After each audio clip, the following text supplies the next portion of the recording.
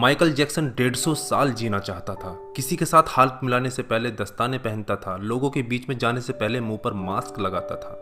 उसकी देखरेख करने के लिए उसने अपने घर पर लगभग 12 डॉक्टर नियुक्त किए हुए थे, जो उसके सर के बाल से लेकर पांव के नाखून तक की जांच दिन प्रतिदिन किया करते थे। उसका खाना लेबोरेटरी में चेक होने के बाद उसे खिलाया जाता था।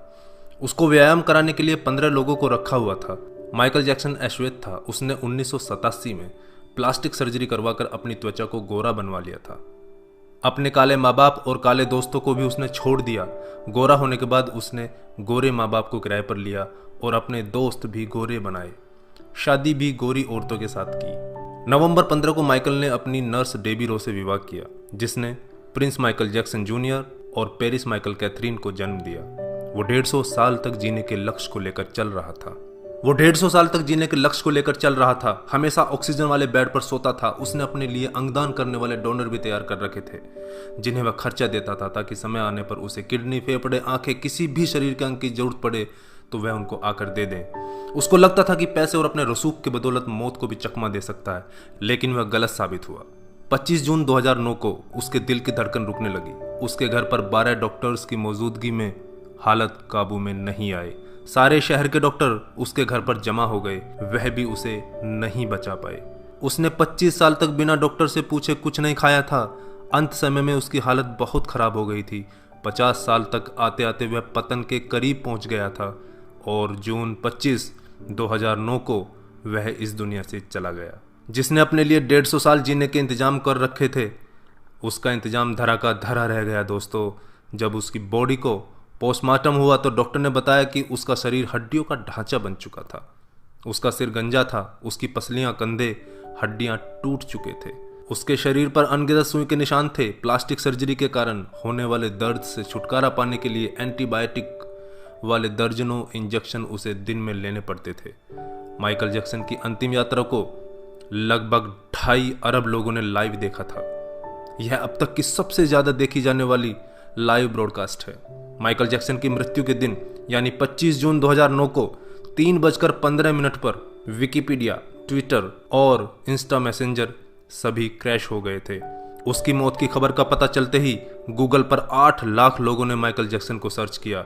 ज़्यादा सर्च होने के कारण गूगल पर सबसे बड़ा ट्रैफिक जाम हुआ था और गूगल क्रैश हो गया था। 2.5 घंटे तक गूगल काम नहीं कर पाया था। मौत को चकमा देने की सोच रखने वाले हमेशा मौत से चकमा खा जाते हैं दोस्तों। कुल मिलाकर सार यही है कि बनावटी दुनिया के बनावटी लोग कुदरती मौत की बजाय बनावटी मौत ही मरते हैं। क्यों करते हो गुरूर अपने 4 दिन के ठाठ पर? मुट्ठी भी खाली रहेगी जब पहुंचोगे घाट पर। क्या हम builders, interior designers, caterers, decorators के लिए कमा रहे हैं दोस्तों? हम बड़े बड़े कीमती मकानों और बेहद खर्चीली शादियों से किसे इंप्रेस करना चाहते हैं? क्या आपको याद है कि 2 दिन पहले किसी की शादी में आपने क्या खाया था? जीवन के प्रारंभिक वर्षों में क्यों हम पशुओं की तरह काम करते रहते हैं और काम में जुटे रहते हैं? कितनी पीढ़ियों के खान पान और लालन पालन की व्यवस्था हम करना चाहते हैं?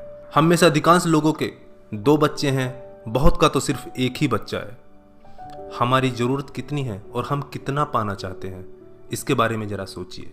क्या हमारी अगली पीढ़ी कमाने में सक्षम नहीं है जो हम उनके लिए ज़्यादा से ज़्यादा सेविंग कर देना चाहते हैं? क्या हम सप्ताह में 1.5 दिन अपने मित्रों, अपने परिवार और अपने लिए स्पेयर नहीं कर सकते? क्या आप अपनी मासिक आय का 5% अपने आनंद के लिए, अपनी खुशी के लिए खर्च करते हैं? सामान्यतः जवाब नहीं में ही होता है। हम कमाने के साथ साथ आनंद भी क्यों नहीं प्राप्त कर सकते दोस्तों?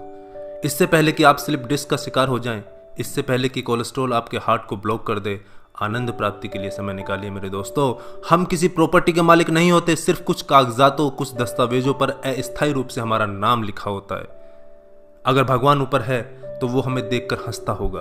वो सोचता होगा कि हम कैसी कैसी बातें करते हैं जब हम कहते हैं कि मैं इस जमीन के टुकड़े का मालिक हूं। किसी के भी बारे में उसके शानदार कपड़े और बढ़िया कार देखकर राय कायम मत कीजिए। हमारे महान गणित और विज्ञान के शिक्षक स्कूटर पर ही आया जाया करते थे। धनवान होना गलत बात नहीं है, लेकिन सिर्फ धनवान होना गलत है। आइए जिंदगी को पकड़ें इससे पहले कि जिंदगी हमको पकड़ ले। एक दिन हम सब जुदा हो जाएंगे, तब अपनी बातें, अपने सपने हम बहुत मिस करेंगे। दिन, महीने, साल गुजर जाएंगे, शायद कभी कोई संपर्क नहीं रहेगा। एक रोज हमारी बहुत पुरानी तस्वीर देखकर हमारे बच्चे हमसे पूछेंगे कि तस्वीर में ये दूसरे लोग कौन हैं। तब हम मुस्कुराकर अपने अदरस आंसुओं के साथ बड़े फक्र से कहेंगे, ये वो लोग हैं जिनके साथ मैंने अपने जीवन के बेहतरीन दिन गुजारे थे। मेरे दोस्तों, जीना सीखिए। धन्यवाद। जय हिंद।